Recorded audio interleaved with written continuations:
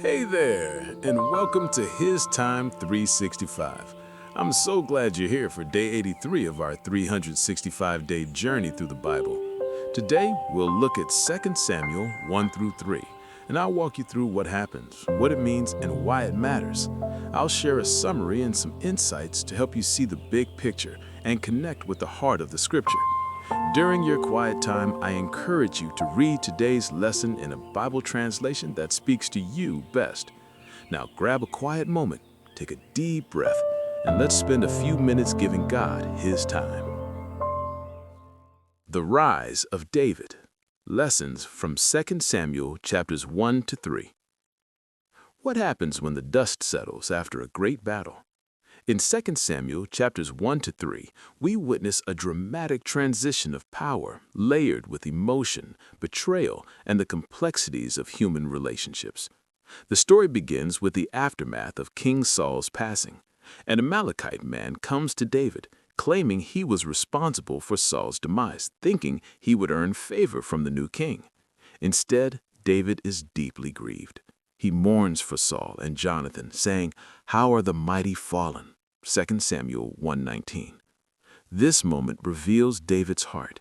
He respects the Lord's anointed, even in Saul's failure.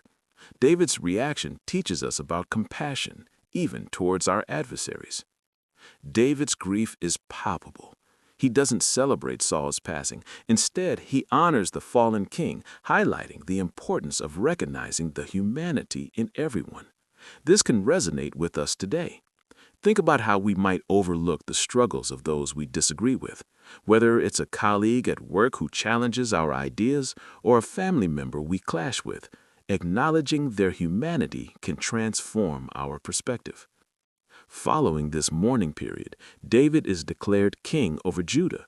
His reign begins in Hebron, where he rules for 7.5 years. But not everyone is on board with David. Ishbosheth, Saul's son, is made king by Abner, Saul's commander. This division leads to conflict, as Abner and David's men clash at a pool in Gibeon. A terrible battle ensues, leading to significant casualties and the tragic loss of life.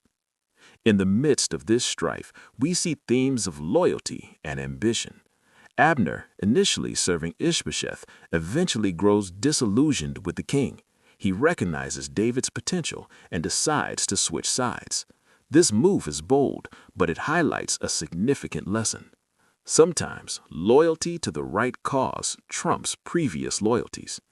In our lives, this can translate to making tough choices about where we invest our time and energy. As Abner tries to unite the tribes under David, he faces resistance. Ishbosheth accuses him of having an affair with Saul's concubine, leading to a rift. Instead of confronting the real issues, they focus on personal attacks. This behavior is reminiscent of how we often handle conflicts today, getting sidetracked by petty grievances rather than addressing the core problems. David's strength shines through during these tumultuous times. He remains focused on his mission, seeking to unify the fractured kingdom. This teaches us about perseverance and the importance of having a clear vision in our own lives. Whether it's a family project or a workplace goal, staying focused on the big picture can guide us through chaos. The story takes a dark turn when Abner is struck down by Joab, David's own commander, seeking revenge for his brother's passing. David is heartbroken over this act. "Know ye not that there is a prince and a great man fallen this day in Israel?" 2 Samuel 3:38. This moment is powerful because it shows David's commitment to justice over vengeance.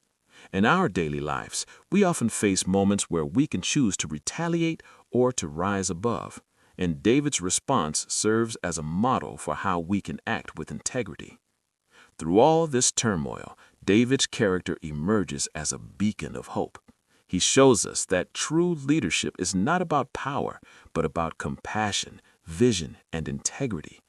It's about how we treat others, especially in the face of adversity. As we reflect on these chapters, think about how you manage relationships in your life. Are there areas where you can show more understanding or perhaps where you need to confront issues more directly?